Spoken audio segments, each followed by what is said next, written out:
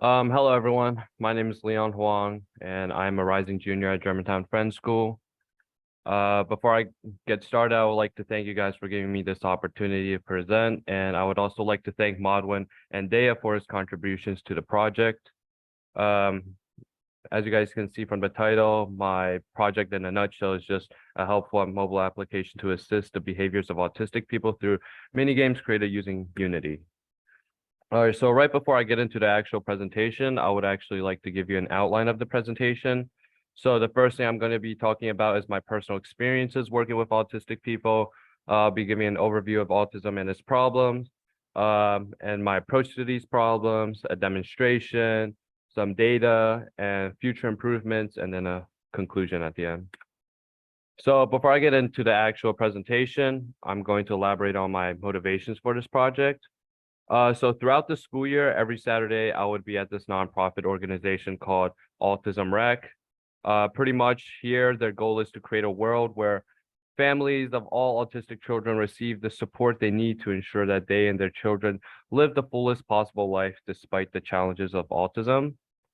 The place itself is actually an especially great place. The four adjectives I would use to describe it are joyful, relaxing, chill, and welcoming. And pretty much what I do there is just spend time with the kids. So I'm just gonna start off from where I left off. So pretty much what I do there is just spend time with the kids. I normally do this like through games such as hot potato, parachute games, arts and crafts, or other games or activities that they may want to play. Other than that, I would just be spending some casual time with them, either talking or eating. All right, so what is autism spectrum disorder? Pretty much they are just variations in the brain that cause development issues in the brain, which can be shown explicitly in some ways, such as poor social interaction, sensory issues, such as being hypersensitive to sounds, altered emotional regulations, which pretty much means that their way of handling their emotions is different from what might be considered typical. And for instance, they could get extremely mad to like anything. They can also have repetitive behaviors where they can stop being receptive to new activities or new thoughts and constantly repeat like certain things that they do. Lastly, they can also have like weakened comprehension skills. As you can see here, ASD is not just a single thing. There are multiple versions of ASD. Some of the more common ones you may probably know are ADHD and anxiety, or maybe even depression. But the point is that everyone should understand that this visual is really here to show that every single autistic person is distinct. Now that we have like a better understanding of autism, we have to gauge a better understanding of some of the challenges they face. So first, they have like a harder time building strong relationships. The first reason being is like because they are quote unquote different, others may feel uncomfortable talking or being around them. And another reason could be like they also have trouble because they also have trouble with like comprehension. This could affect their communication skills and then their ability to maintain relationships. The second challenge that they may possibly face are being unable to learn efficiently in school. Their weaker comprehension skills causes them to get less out of school, and ultimately this results in even weaker comprehension skills, and it's almost like an endless cycle that makes their life harder than it should be. The final major challenge that they face is that they're unable to like do unable to do like certain basic things like cooking, reading, gaming. And this could like further like lead into like their strained relationships. The reason being that when people generally work better with people with similar interests and hobbies, and if autistic people aren't able to have certain hobbies that are similar to others, then they may feel like, oh, I don't want this person to be my friend. So obviously the challenges that autistic people face are tough, and it is definitely something we should all acknowledge. Some of the challenges that the guardians of this autistic person faces. So the first thing is financial problems. When your kid is autistic, this pretty much means that You have to devote a bunch of money to finding the right treatment for the kid. And not only is it super costly to find the right treatment, it is also extremely hard because, as I said before, every autistic person is distinct. So finding the right treatment for them is difficult and obviously going to be costly. It's also mentally laboring for the guardians. This like just finding the treatment is already mentally laboring enough, but also having to be with this kid on a day-to-day basis with almost every single kind of task. And this could be extremely tiring for parents because constantly having to look over your kid and never leaving them alone is something that is definitely tiring for all of us. So here's just a graph of how autism has become more prevalent recently.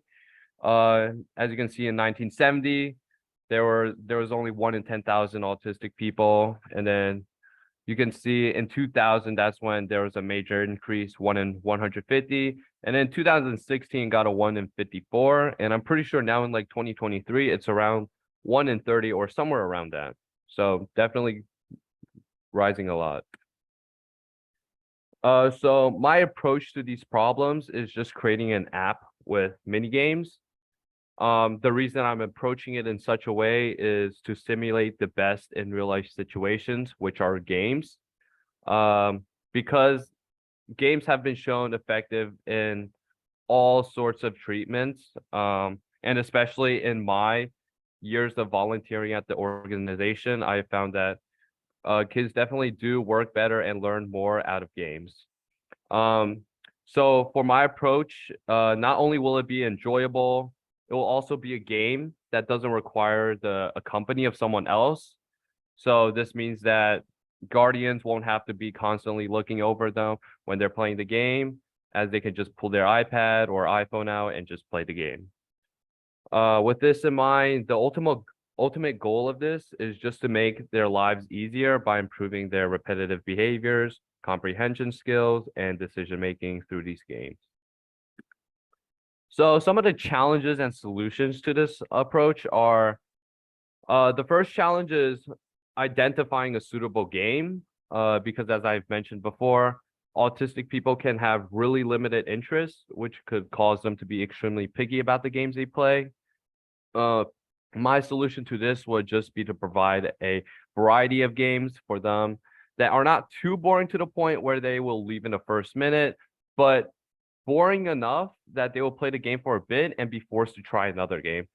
By doing this, it will pretty much just trick their minds into being able to play more than just one kind of game. The second challenge to this approach is finding the right balance of guidance and autonomy for the adventure game. I'll discuss the adventure game later, but pretty much what I mean by this is I don't want the game to be too challenging to the point where they are forced to have to use. Okay, I want the game to be challenging enough to the point where they are forced to use some of their own skills to finish the game, but not too challenging that they are completely lost in the game and just doing random things without a clear focus.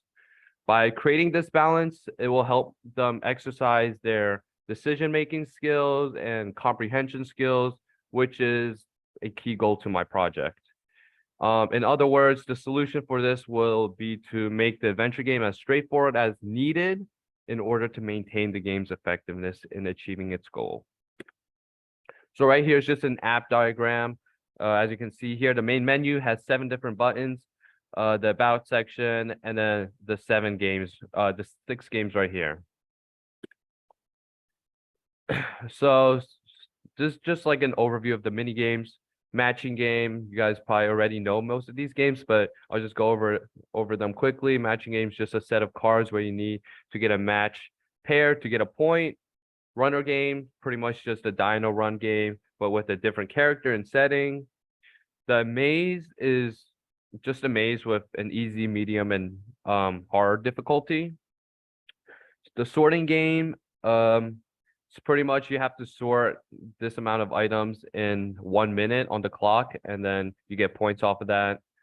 The interactive band, just some instruments that play a sound effect when you press on them. And the adventure game, the main part, The player spawns in a forest with a cart full of goods, and their goal is to bring the goods back to the village without losing them. This means that there will be obstacles in their way for them to dodge in order to bolster their decision-making skills. So here's a demonstration of the project. I should probably go on full screen. You can see it in full screen, right?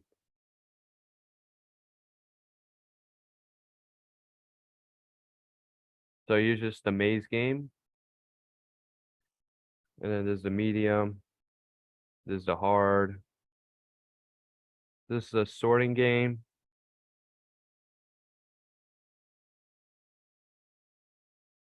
And the matching game. I actually have to go pretty quickly through these because I only have a certain amount of time.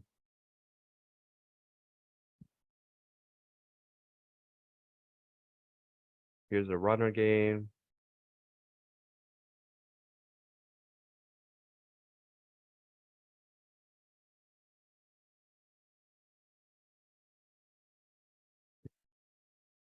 The band.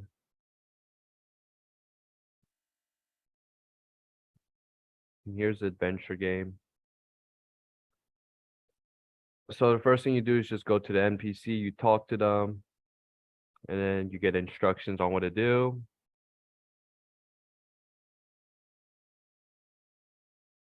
And then right here is the first obstacle.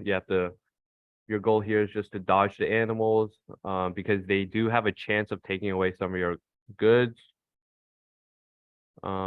Right here, I'm just intentionally getting hit by him. And right here, the bear does actually take some of my goods away. Then you go up. And then you have two options. This tests your decision-making skills.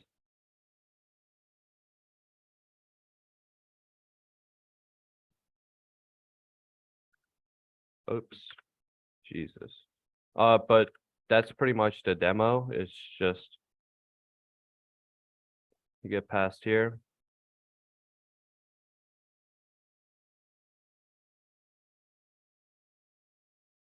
And then yeah, that's pretty much the adventure game. And then you get rewarded. All right.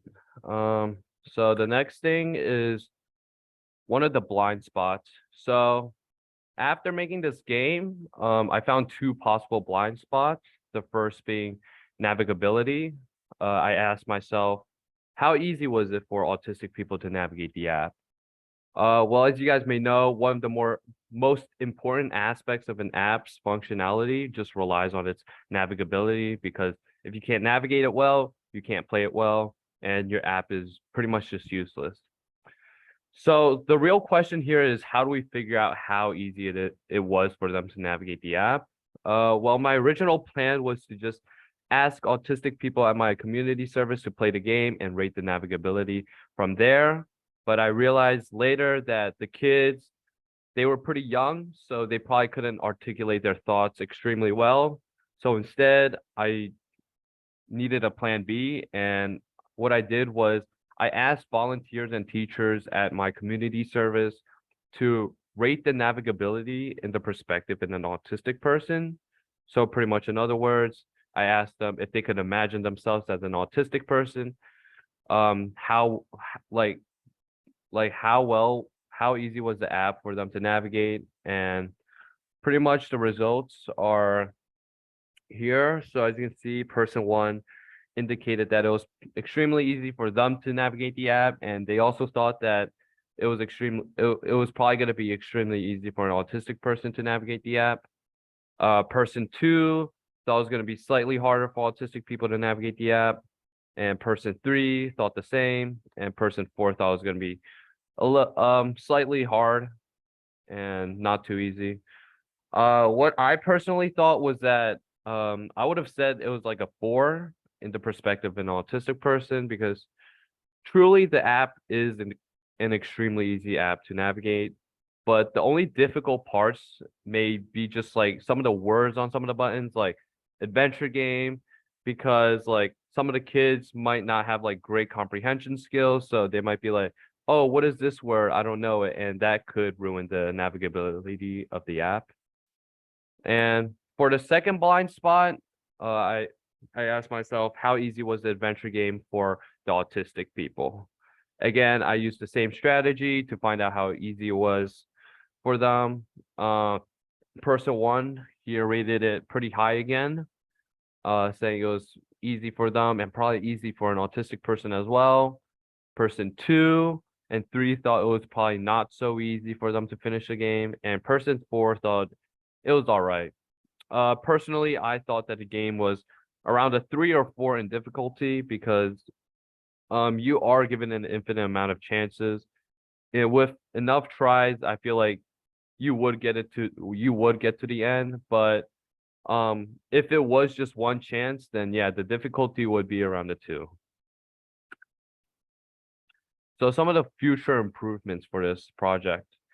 The first one being a system for the adventure game that would give them instructions on how to proceed after a certain amount of time has passed and they are still stuck on a certain aspect of the game. I could do this by either like putting a arrow or a message on the screen telling them where to go or how to proceed. The second improvement that I would make would be to implement a speaker system. Pretty much the speaker system would read out any words or sentences that they possibly don't know, either by like hovering over the text or by clicking on the text. And I feel like this is particularly helpful for autistic people who lack good comprehension skills and just need an extra hand. The third would be to add more visuals because, as I have said before, navigability is an important aspect of this app. And if the implementation of a speaker system isn't enough to assist them, then I feel like the addition of a visual would make things more clear, such as by adding like a picture of the adventure game right next to the adventure game button, and that would definitely make things more clear for them. The fourth is just adding more mini games because that can't hurt, right? All right, so the conclusion is I believe that the approach to the problem was great. The execution of it was rather limited. The reason why I say this is because every autistic person is distinct in their own ways, which means that the app's functionality can only be so good because it's not well designed enough to the point that it can match every single distinct challenge of every single autistic person. And it definitely shows that there is like a lot of room for improvement for this project. And that's it. If you guys have any questions or comments, feel free to ask. And I did send a link into the chat, so you guys do have the slideshow. And if you do have any questions and you want to email me them, you can email me them here at leonhuang4444@gmail.com. And there's also a download and website for it. Thank you.